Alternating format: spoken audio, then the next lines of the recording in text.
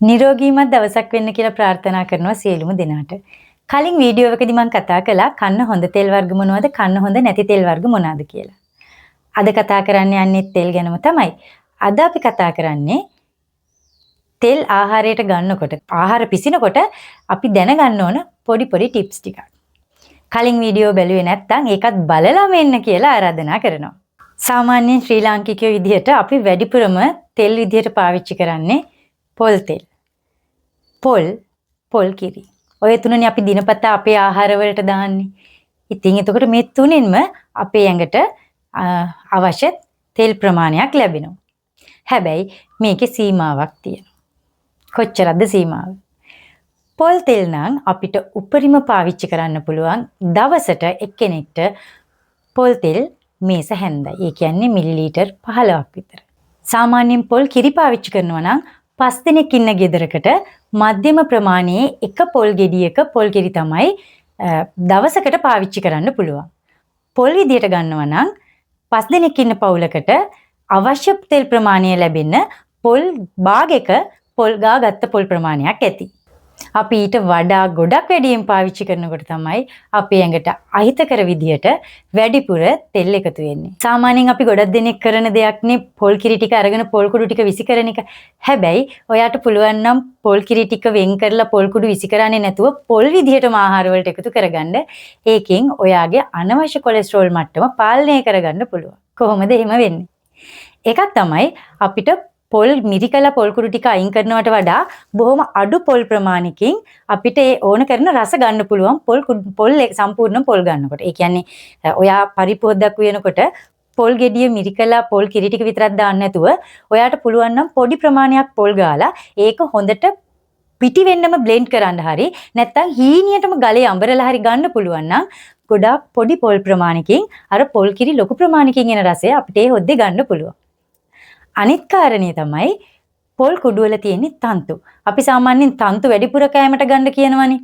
මොකද තන්තු වලින් අපේ මලබද්ධය අඩු කරනවා.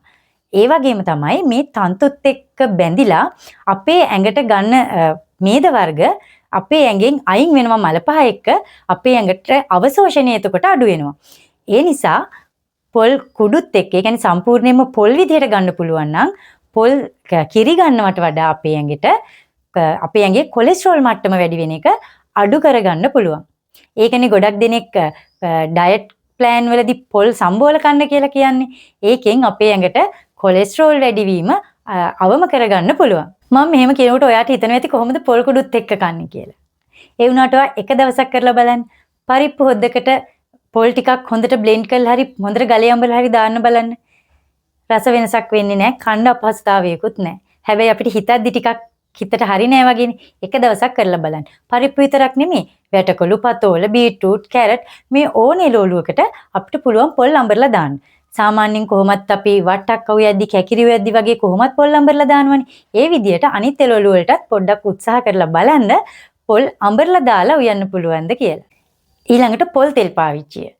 පොල් තෙල් වල සංතෘප්ත මේද වැඩි. ඒ හින්දා ට්‍රාන්ස් ෆැට් හැදෙන්න තියෙන අවදානම අඩුයි. ඒ නිසාම ගැඹුරු තෙලේ බදින කෑම වලට වැඩිම සුදුසු වෙන්නේ පොල් තෙල්. මොකද අපි උයන්න පාවිච්චි කරන අනිත් තෙල් වර්ග. ඒ කියන්නේ සූර්යකාන්ත තෙල්, ඔලිව් තෙල්, තල තෙල් මේ වගේ අසන්තෘප්ත මේද තමයි වැඩි.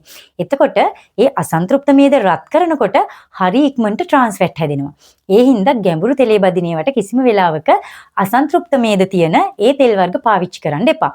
ගැඹුරු තෙලේ බදිනවා නම් අපිට තියෙන හොඳම තෙල් වර්ගය තමයි පොල් තෙල්. මම අර කියපු අනිත් තෙල්වල සූර්යකාන්ත තෙල්වල ඔලිව් තෙල්වල තල තෙල්වල මී තෙල්වල මේ වගේ අසන්තෘප්ත මේද තියෙන හින්දා ඒවා අපේ ඇඟට හිත කරයි. ඒ නිසා ඒවා ආහාරයට ගන්නකොට රත් නොකර පාවිච්චි කරන එක තමයි හොඳ. ඒ කියන්නේ සලාදයක් හදලා ඒකට එකතු කරන්න. එහෙම නැත්නම් උයා ගත්තට පස්සේ ආහාරයේ කෑම වර්ග නිමුණට පස්සේ කෑම කනකොට එකතු කරලා ගන්න පුළුවන් නම් අර මම කියපු අසන්තෘප්ත මේද අම්ල තියෙන තල තෙල් සූර්යකාන්ත තෙල් ඔලිව් තෙල් මී තෙල් අපේ ඇඟට හොඳයි. හැබැයි මම කියවනේ මතක තියාගන්න ගැඹුරු තෙලේ බදිනවා නම් අධිකව රත් කරනවා නම් කිසිම වෙලාවක ඒ තෙල් පාවිච්චි කරන්න එපා. පොල් තෙල් පාවිච්චි කරන්න. තව වැදගත් කාරණයක් තමයි ගැඹුරු තෙලේ බදිනකොට අපි පාවිච්චි කරන තෙල් ආයෙ පාවිච්චි කරන්න එපා. අපි තෙල් තාච්චියකට දාලා මොන හරි දෙයක් බෙදගත්තාම තෙල් ලොකු ප්‍රමාණයක් ඉතුරුනොත් හිතට ලෝභයිනේ තෙල් ටික විසි කරන්න. ඒ හින්දා ඔක ආයි තියාගෙන ඊළඟ දවසෙත් මොන හරි බදින්න අපි පාවිච්චි කරනවා. හැබැයි ඒකෙන් ට්‍රාන්ස් ෆැට් හැදෙන්න තියෙන අවදානම වැඩි ආය බදිනකොට අනිත් දේ තමයි පිළිකාකාරක ඇති වෙන්න පුළුවන් මේ තෙල් නැවත නැවත අධිකව රත් කරනකොට. ඒ හින්දා එකපාරක් බැදපු තෙල් ආයි පාරක් බදින්න පාවිච්චි කරන්න තියාගන්න එපා. තෙල් පොඩි ප්‍රමාණයක් දාලා ඔයාට අවශ්‍ය දේ බෙදගන්න. එතකොට හිතට දුකක් නැතුව ඒ භාජනේ හොදලා අයින් කරගන්න ඔයාට පුළුවන්. ගෙදරදී මොනා හරි බේක් කරලා කනවා නම් අපි ඒකට මොනා හරි මේද තැවරුමක් දානවා. ගොඩක් වෙලාවට මාගරින් වර්ගයක් තමයි අපි ගන්නෙ. හැබැයි මේ මාගරින් වල තියෙන්නේ අසන්තෘප්ත මේද. එතකොට මේවා රත් කරනකොට හරි ඉක්මනට ට්‍රාන්ස් ෆැට් හැදෙනවා. ඒ හින්දා සෞඛ්‍ය ආරක්ෂිත ක්‍රමය තමයි මේ මේද තැවරුම් වෙනුවට බටර් යොදාගෙන බේක් කරන්න ගන්න එක. බේක් කරන්න ගන්නකොට ගන්න මේ මේද තැවරුණුයි බටරුයි අතරේ ලොකු මිල වෙනසක් තියෙනවා. ඉතින් ඒ හින්දා ගොඩාක් දෙනෙක් පෙළඹෙන්නේ මේ මේද තැවරුම් වලින් බේක් කරන්න ගන්න. ඒත් සමහර ආහාර තියෙනවා බටරුත් මේද තැවරුම් නැතුව ස්ටීම් කරලා ගන්න පුළුවන් ආහාර වර්ග. ඒවා මේ මේද තැවරුම් යොදන්නේ නැතුව ස්ටීම් කරලා ගන්න පුළුවන් නම් ඒ විදිහට ගන්න බලන්න. එතකොට අපේ ඇඟට ගන්න මේද ප්‍රමාණය ටිකක් අඩු කරගන්න පුළුවන්. අනිත් දේ මස්වල තියෙන හැම මේ හැම කොටසේ තමයි ගොඩක් අහිතකර මේද තියෙන්නේ. ඒ නිසා මස් වර්ග ගන්නකොට හැම අයින් කරපු මස් තමයි ගන්න ඕනේ. හැබැයි මම කලිනුත් කියලා තියෙනවා වීඩියෝ එකදී අපේ අය කරන්නේ කුකුල් මස් ගන්නකොට හැම කෑල්ල අයින් කරනවා. අයින් කරලා ඒක නිකම්ම අයින් කරන්නේ නැහැ. ඒක ටෙම්පරාදුවට දාලා තෙල් ටිකත් හොඳට භාජනයට ගත්තට පස්සේ තමයි ඒ හැම කෑල්ල අයින් කරන්නේ. ඒක කරන්න එපා. මොකද එතකොටත් අර හැම්වල තියෙන තෙල් ටික අපේ කෑමට එකතු වෙලානේ. ඒ හින්දා ටෙම්පරාදුවටවත් ගන්නෙ නැතුව මස් වල හැම කොටස අයින් කරන්න. මස් කොටස විතරක් ගන්න. එතකොට අපිට හොඳ ප්‍රෝටීන් ප්‍රමාණයක් ලැබෙනවා. අනවශ්‍ය කොලෙස්ටරෝල් අපේ ඇඟේ වැඩි වෙන එක අපිට අඩු කරගන්න පුළුවන්. ගොඩක් දෙනෙක් තේ එකක් බොනකොට මොන හරි බිස්කට් එකක් කන්න පුරුදු වෙලා ඉන්නවනේ. මේ බිස්කට් එක කියන්නේ ට්‍රාන්ස් ෆැට් අධික ආහාරයක්. ඉතින් අමතර ආහාර වේල් වලට බිස්කට් වගේ ට්‍රාන්ස් ෆැට් වැඩි කෑමක් ගන්නෙ නැතුව එළවලු ටිකක්, පළතුරු ටිකක්, ධාන්‍ය වර්ගයක්, එහෙම නැත්නම් තඹපු ඇට වර්ගයක් ගන්න පුළුවන් නම් අපේට ට්‍රාන්ස් ෆැට් අපේ ඇඟට ගන්න එක අඩු කරගන්න පුළුවන්. අනිත් දේ බිස්කට් ගැන කතා කරනකොට ලේයර්ස් තියෙන බිස්කට් වර්ග, පේස්ට්‍රි වර්ග මේ වගේ අර ලේයර්ස් ඇතුලේ එකතු වෙන ට්‍රාන්ස් ෆැට් එළියට එන්නේ නැතුව බිස්කට් එක ඇතුලෙම තියෙනවා.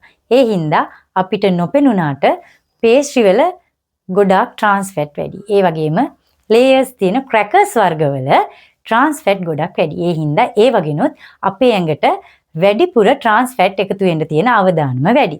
ඒ හින්දා අපි කෑම කනකොට අපි ආහාර ගන්නකොට ඒව ගැනත් ටිකක් හිතන්න ඕනේ. බේක් කරපු ආහාරවල වගේම චොකලට් වලත් අධික සන්තෘප්ත මේද ප්‍රමාණයක් තියෙනවා. ඒ නිසා චොකලට් පාවිච්චිය අඩු කරනවා නම් ඔයාගේ ඇඟේ නරක කොලෙස්ටරෝල් මට්ටම අඩු කරගන්න, ඒ වගේම තරබාරු කෙනෙක් නම් බර අඩු කරගන්න ගොඩක් වැදගත් වෙනවා.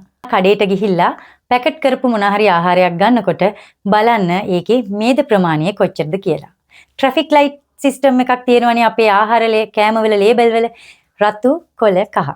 රතු කියලා කියන්නේ අධිකව තියෙනවා, කහ කියන්නේ මධ්‍යස්ථ ප්‍රමාණයෙන්, කොළ කියන්නේ අවම ප්‍රමාණය. ඉතින් ඔයා මොන හරි කෑමක් ගන්නකොට, පැකට් කරපු කෑමක් ගන්නකොට ඒකේ කොළ පාටින් නම් තියෙන්නේ මේද තියෙන්නේ ගොඩාක් අඩු ප්‍රමාණයක්. ඒ ආහාර තමයි අපි ගන්න සුදුසු ආහාර කියලා කියන්නේ මේදේ අඩු ආහාර. ගොඩක් බිස්කට් වල, බේකරි නිෂ්පාදන වල ඔය ට්‍රැෆික් ලයිට් පේලියේ මේද කොටස එක්ක කහ එක්ක රත්. ඒ කියන්නේ ඒ වගේ ට්‍රාන්ස් ෆැට් ටිකක් වැඩි. ඒ හින්දා ඒ වගේ කෑම අපි ආහාරයට එකතු කරගන්න එක අවම කරගන්නවා නම් තමයි හොඳ. ගැඹුරු තෙලේ බදින එක ගැන කතා කරනකොට ගොඩක් පොඩි දරුවෝ කැමති මාළු බෙදලා කන්න, මස් බෙදලා කන්න. ඉතින් ඒ හින්දා ගොඩක් දෙමව්පියෝ පුරුදු වෙලා ඉන්නවා නිතරම දරුවන්ට ගැඹුරු තෙලේ බෙදපු මස් මාළු වර්ග දෙන්න. අපිට ඒකට පොඩි දෙයක් කරන්න පුළුවන්. මුලින්ම මේ මස් ටික හරි මාළු ටික හරි තඹ ගන්න. එහෙම නැත්නම් ස්ටීම් කරගන්න. එතකොට ඇතුළ හොඳට තැම්බිලා තියෙනවා. ඊට පස්සේ ගැඹුරු තෙලේ බදින්න නැතුව අපිට පුළුවන් නොගැඹුරු තෙලේ පැත්ත පෙරලලා පොඩ්ඩක් අර ක්‍රිස්පි ගතියෙන්ද මේ බෙද ගන්න. ගැඹුරු තෙලේ බදින්නේ නැතුව. එතකොට යන තෙල් ප්‍රමාණෙත් අඩුයි. ඇඟට කොලෙස්ටරෝල් එකතු වෙනවත් අඩුයි සහ දරුවන්ට අර බෙදපු මස් මාළු කන්න දෙනවා කියන එකට එයාලත් සතුටු වෙනවා. ඒ හින්දා ඒ විදිහේ ක්‍රම යොදා ගන්න. ඒක දරුවන්ට විතරක් නෙමෙයි අපිටත් හොඳයි. බෙදලා කනකොට සම්පූර්ණයෙන්ම ගැඹුරු තෙලේ බදින්නේ නැතුව තම්බලා හෝ ස්ටීම් කරලා ඊට පස්සේ දෙපැත්ත මාරු කරලා පොඩ්ඩක් රන්වන් පාට වෙනකන් නොගැඹුරු තෙලේ බෙද ගන්න පුළුවන්. ඉතින් මම අද ඔයාලට කියලා දුන්නේ අපි තෙල් ආහාරයට ගන්නකොට මොන වගේ දේවල්ද අනුගමනය කරන්න ඕනි කියලා. මම කලින් වීඩියෝ එකේදී කියලා දුන්නා හිතකර තෙල් අහිතකර තෙල් මොනවද ඒවා තියෙන ආහාර වර්ග මොනවද කියලා. ඉතින් ඒ වීඩියෝවත් බලන්න. ඒ වීඩියෝයි මේ වීඩියෝවයි දෙකම බලලා ඔයාගේ ජීවිතේට හොඳ දෙයක් එකතු වුණා කියලා හිතෙනවා නම් ලයික් එකක් දාන්න, channel එක subscribe කරන්න, දිගටම සුවවදනී එක්ක රැඳෙන්න මේ වගේ වැදගත් වීඩියෝස් ගොඩක් ඔයාට අරගෙන එනවා.